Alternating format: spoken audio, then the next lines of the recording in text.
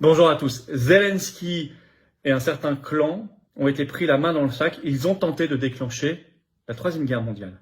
Rien que ça. Avec l'affaire polonaise, ces missiles tombés en territoire polonais le 15 novembre, on va y revenir en détail. Ils ont été pris la main dans le sac.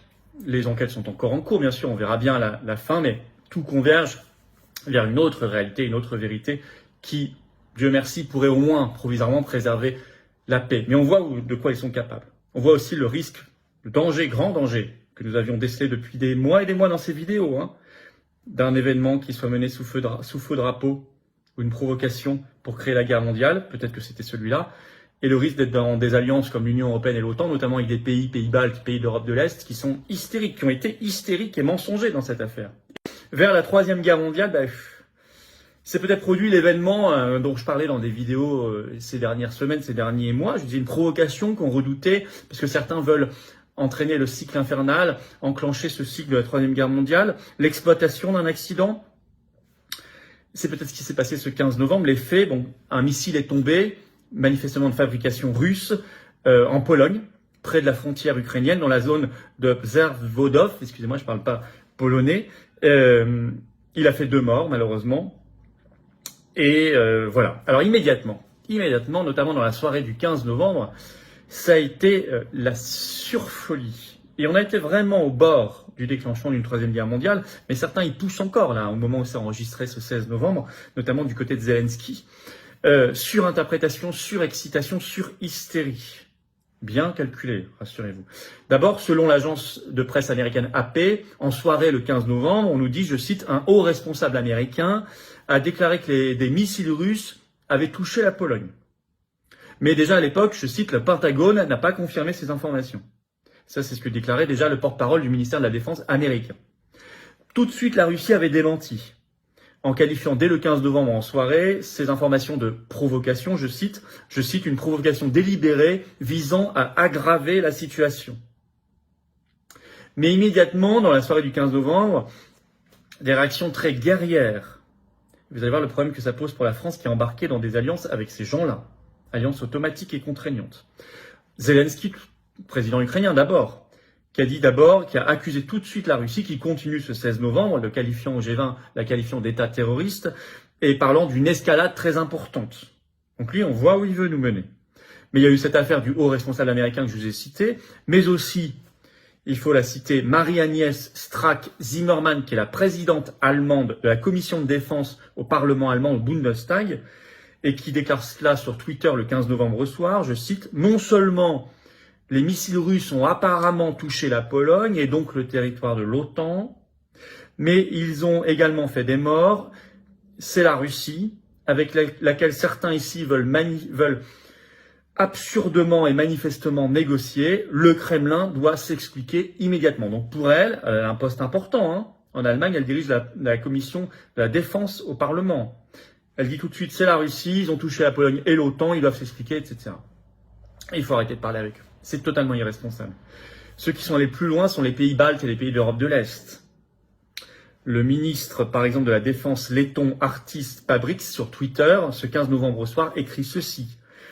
Le régime russe criminel a tiré des missiles qui n'ont pas visé que des civils ukrainiens, mais ont aussi atterri en territoire de l'OTAN en Pologne.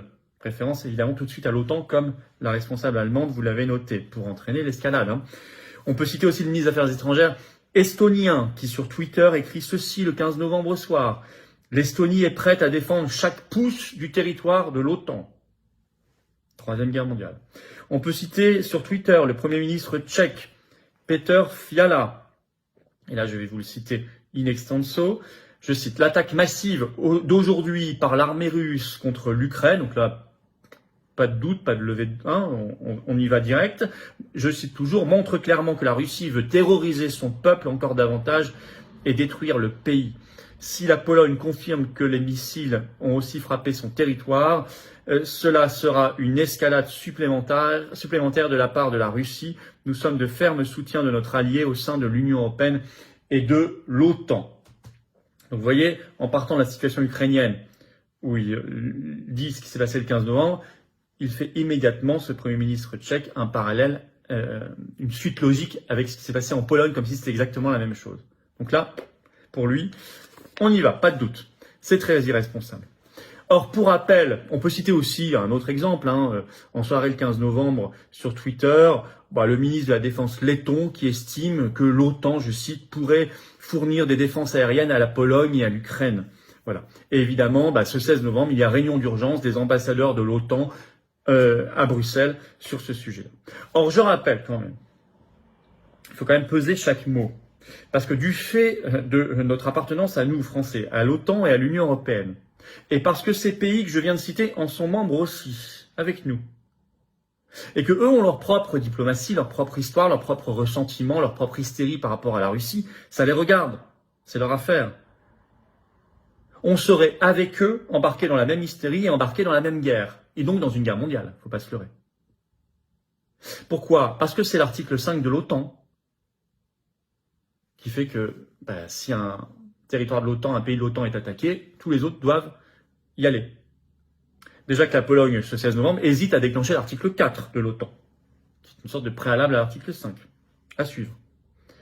Et puis aussi maintenant à cause de l'Union européenne, depuis le traité de Lisbonne, applicable depuis 2009, vous savez, celui qui a été mis en place suite à la trahison de la Constitution européenne en France, c'est le traité de Lisbonne, article 42, paragraphe 7, c'est ce qu'on appelle la clause de défense mutuelle dans le traité de l'Union européenne, qui donne une obligation, je cite, si un État membre de l'Union européenne est victime d'une agression armée sur son territoire.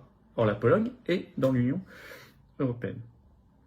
Donc, je veux dire, ce ne serait pas sans conséquence. C'est très important. Or, et heureusement, ce 16 novembre, la tension redescend. Malgré tous les efforts de Zelensky et d'autres pour mettre le feu, malgré tout, ça redescend.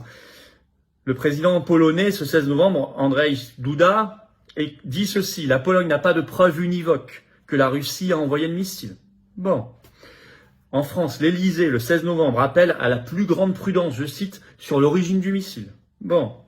Ce 16 novembre, l'agence de presse américaine AP, citant des responsables américains, annonce que les premières découvertes suggèrent que le missile qui a frappé la Pologne a été tiré par les forces ukrainiennes dans le but d'intercepter un missile russe.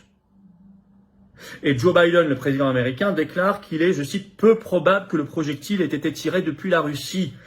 Réagissant à ces déclarations, Zelensky maintient le 16 novembre en disant que tout cela, c'est, je cite, une théorie du complot russe. Théorie du complot russe reprise par Biden. Enfin, tout ça commence à devenir délirant.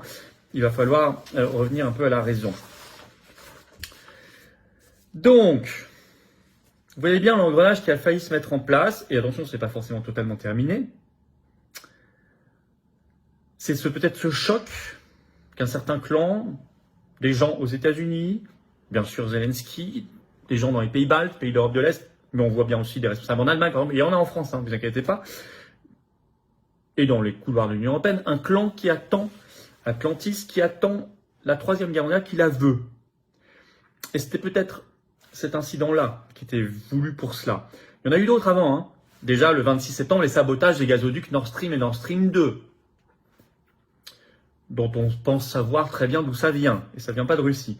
Déjà, l'attentat contre le pont de Crimée, qui était très irresponsable. La confirmation par les renseignements américains que c'est une partie, je cite, du gouvernement ukrainien qui est responsable de l'assassinat en Russie de Daria Dugin. Là aussi, alors que le gouvernement ukrainien a toujours démenti. Ça aussi, c'était une sacrée provocation pour mettre de l'huile sur le feu. Donc ce ne serait pas la première, mais celle-là va très loin parce qu'elle frappe un autre pays, la Pologne, qui est dans l'Union européenne et dans l'OTAN. D'où surinterprétation volontaire, le zéro retenu volontairement, peut-être même opération sous faux drapeau. Parce que c'est peut-être effectivement, c'est probable, peut-être un accident, un missile donc d'origine russe, mais en fait tiré par l'armée ukrainienne qui voulait intercepter un missile russe et c'est tombé malencontreusement à la frontière en territoire polonais. Bon, c'est peut-être aussi, vu la réaction très agressive et velléitaire de Zelensky depuis cet événement-là, c'était peut-être volontaire de la part de ce gouvernement ukrainien pour faire passer cela, mettre ça sur le dos de la Russie et déclencher la Troisième Guerre mondiale. Dans tous les cas, en conclusion, la France doit refuser cette hystérie, cette fuite en avant. Elle doit redoubler d'efforts pour chercher l'apaisement, la désescalade, le calme, la vérité et donc la paix.